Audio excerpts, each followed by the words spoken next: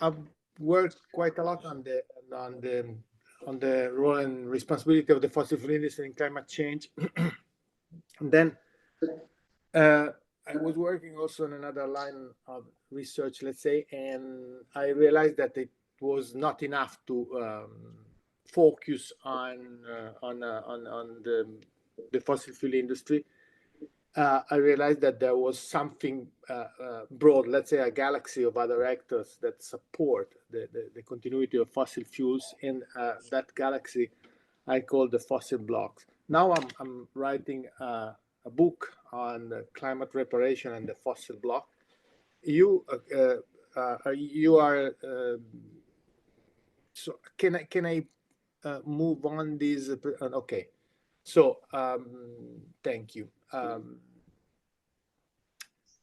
What I was saying,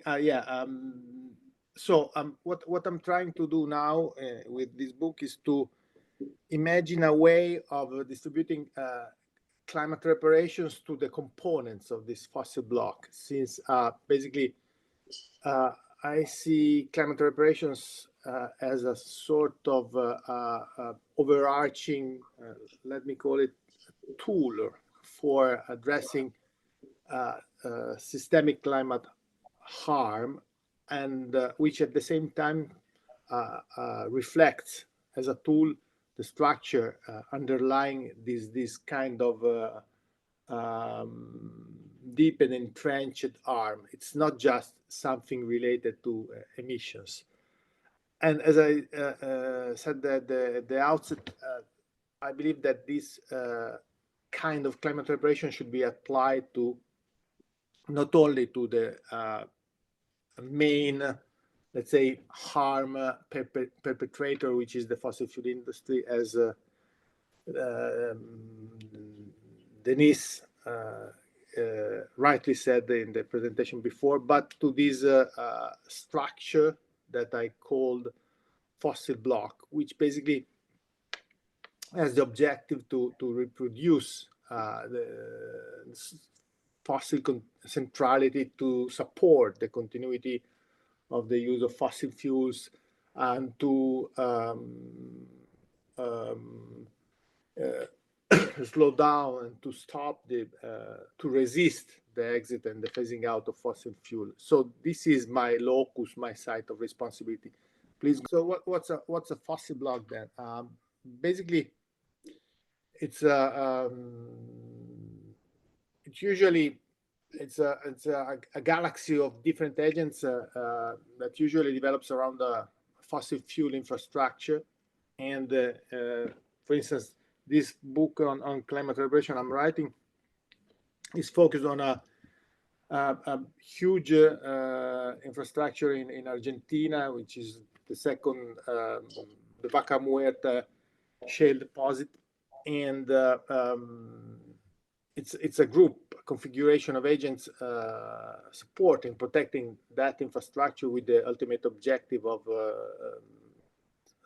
supporting the fossil fuels. It includes different agents, like, of course, at the core, fossil fuel companies, then the financial institutions, political authorities, media, research, community initiatives, and so on. If you go on to the next slide, you see that one, yeah? You see quite anecdotally what could be fossil fuels. You see it could be divided into different groups of agents: the finance, the industry, science and research, governments and political authorities, the law. So all these agents coalesce around the fossil infrastructure to support that infrastructure with the objective of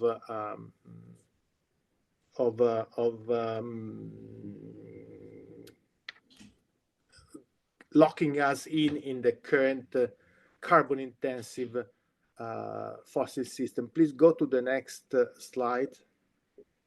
Yes, this is a be a portion of the fossil block built around the Vaca Muerta shale deposit in Argentina, which, as I said before, it's the focus of my book, and it is the second largest gas and the fourth largest shale oil deposit in the world.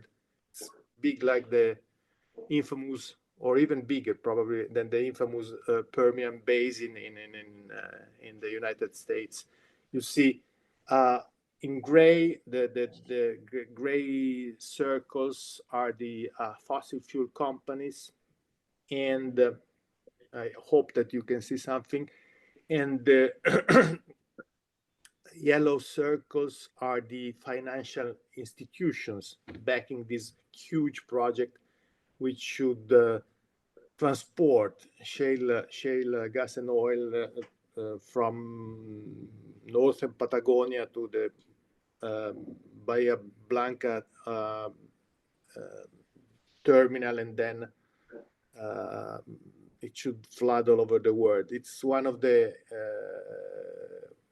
400 and so carbon bombs, these mega projects, whose development would bring about more than 1 gigaton carbon emission during their life cycle. So what I'm saying, basically, to cut a long story short, is that all these subjects somehow should enter into this discourse of climate reparations, not just the fossil fuel companies, which are actually the agents who directly do harm, but also these other subjects who somehow enable harm or are sort of complicit to this harm production. Please go down to this to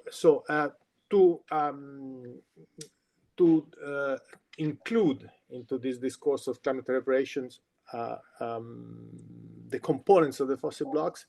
I believe that we should use two models of responsibility. The first model is the traditional model of liability-based moral responsibility tied to harm caused by components, and this is quite a well-established model. And for instance, myself included, people wrote a lot about the causal and moral responsibility of subjects for climate harm based on, say, polluter pay principle, ability to pay principle, the beneficiary pay principles, and so on. At the same time, I believe that there should be another different forms of responsibility, which it's usually called in the literature political responsibility. It's which, more than responsibility, is a form of accountability. And I'm drawing here on the work on Marion Iris Young, basically. And this kind of political responsibility is tied to the institutional and the socioeconomic, let's say, complicity of some of the components in this harm injustice produced by the activities of the components, of some components of the fossil block. Both forms of responsibility inform climate reparation. It's so, as I said before, they both are a way of accounting for or better, they are a way of attributing and distributing climate reparations to the components of the fossil blocks. Please go on, and sorry for having me doing this.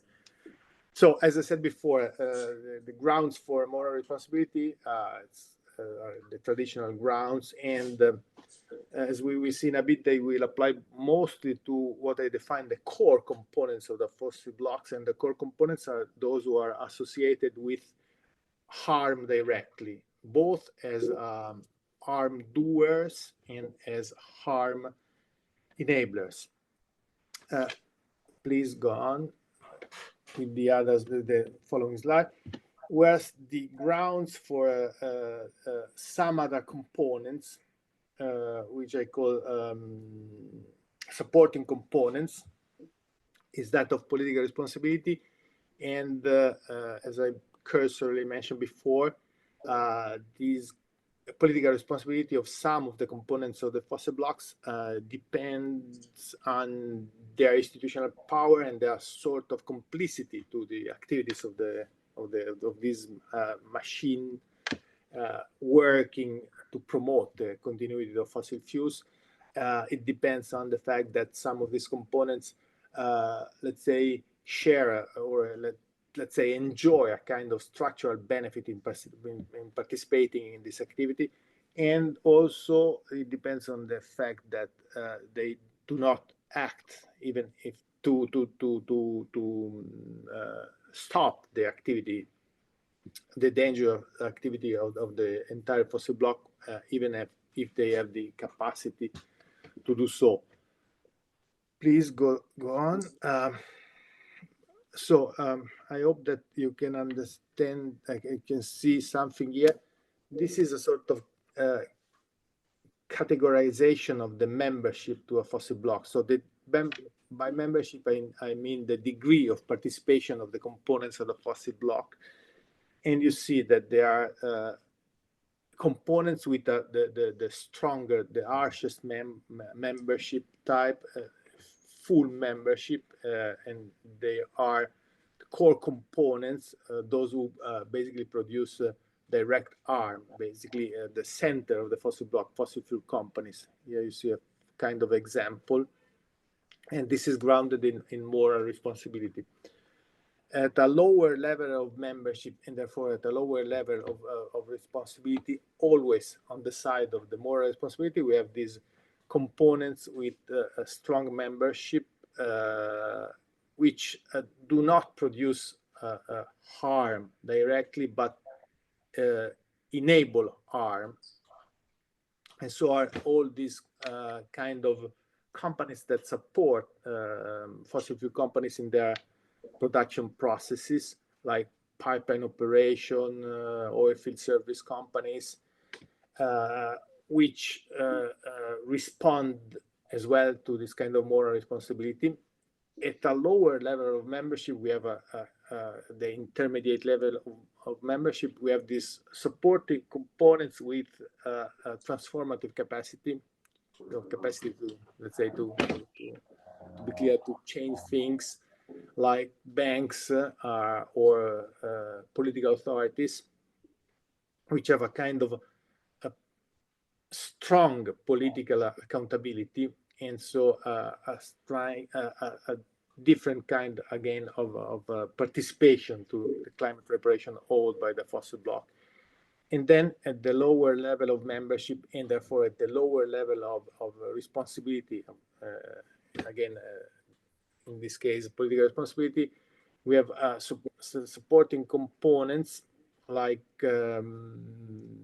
without the capacity of changing things, let's say, like fossil-funded research centers or university, think tanks, medias, museums, and so on, which somehow through mostly immaterial ways support the core activities of the fossil block.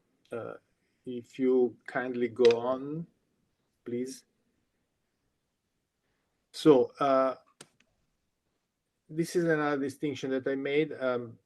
This is a quite established distinction between reparations. I think that reparations are of three families: material, monetary, and symbolic.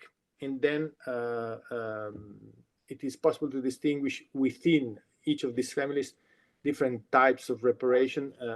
Material reparation are restoration, replacement, and something that I call restoration by proxy. So probably it's not useful to enter into this detail here, but just to have the broad picture. On the one hand, I think that they are differentiated in the slide before, a differentiated responsibility, and then at the same time, I think that there are different kind of responsibilities. So my objective is to merge the different kind of responsibility with the different types of climate reparation, and it is what I'm doing in this work, and I'm trying to briefly show in the next slide. Please go on. Components of a fossil block here on the first column have different kind of different types of reparations, and this is the kind of combination I was talking about. If you go down one more slide, you see Denise was talking about the Global Reparation Fund. I was talking. I was working in the past. Now I think that in terms of monetary reparations, we should better think of a sort of articulated structure of funds, one at the global level, one at the regional level, and one at the fossil fuel levels, with different kind of a requirement for the contributors to this fund, and also with different outcomes for the recipients. Please, one more slide down. I want to briefly contrast my approach with one very influential one. It's the one that Taiwo put forward in his book, Reconsidering Reparation. My is target on the components of the fossil block. Its model is a general system of addressed a general system of inequality. My is focused on agents who should perform this climate reparation with identifiable roles, whereas Taiwo's is much broader. It's structural and aspirational, while my approach is much more concrete and assigned and enforceable. Mine is based on moral and political responsibility. Taiwo's approach is based on solidarity and structural redirection. And so they are sort of complementary approaches. And I'm going to the conclusion of this talk. So basically, climate reparations to me as a sort of instrument, as I said at the beginning, to undo these fossil blocks, to redistribute power, legitimacy, and resources. So in a nutshell, I see climate reparations as a socioeconomic and political transformation carried out at the meso level of a socio-technical system around each fossil block, which complements the work of, for instance, Taiwo, who focus on the macro level of changing the nature of capitalism, of nature and society interactions. And then please go on to the last slide. So basically, climate reparation responds to climate harm. Rossi block is the structure of climate harm. And to me, in very briefly, climate reparation are a sort of systemic counter structure to respond to climate harm. Okay, thank you, and sorry for taking. Sorry for the work that I think you do, and for the extra time I took probably.